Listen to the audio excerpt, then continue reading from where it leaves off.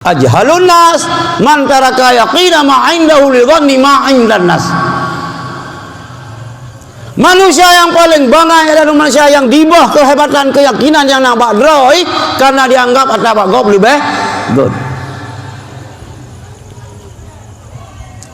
Hana yang menyimpang nunggu adat Aceh dengan agama. Adat Aceh kali ke Surikai, kali ke Ayak, kali ke Sareng, kangang Sareng kopi, ngang Sareng teh, tiban haluk. Sehingga na keun pun dah keun ni filosofi pun petah adan bapa nomor hukum bak siakwa kanun bak putra bang rusam bak lak sama yang jamun adan ngan hukum lagi zat ngan sifut zat ngan sifut hana mungkin dapat bina zat bahan moto nyan zat hitam sifut zat papun tu le hitam sifut zat ga putih sifut leci amita era nang putih papun tu le bumekleh hitam papun tu le bumekleh antara hitam dengan papun tu hampa ni amita era bumekleh antara hitam dengan bahan moto han merumpa hana mungkin kita pisah.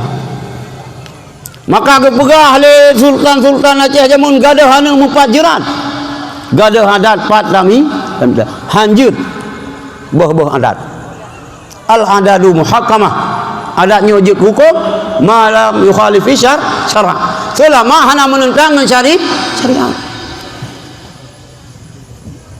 Baik bapa adat. Kali ke Turkai nunggu. Kali ke Turkai, kali ke Haya dia orang Tuhan.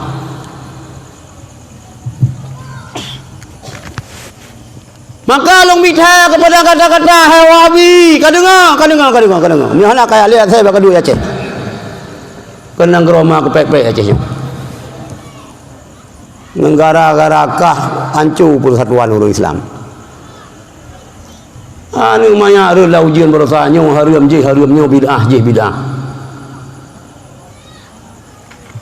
Mudah dengar ai. Nya bidah, nya haram, nya syirik. Oh nak bola nikah sinya saja keterang lima ke untuk pegah beratnya. Nyu kailah aku. Belum.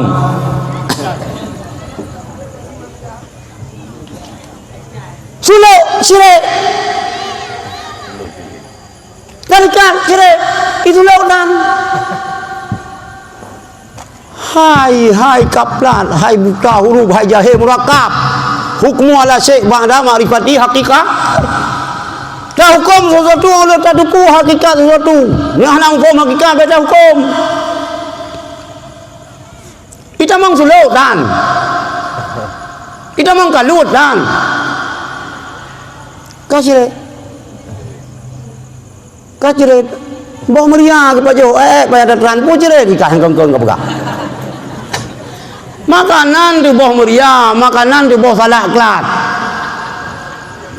cerai urang yang coba pun boleh cerai makanan bawa sawo kelat kasih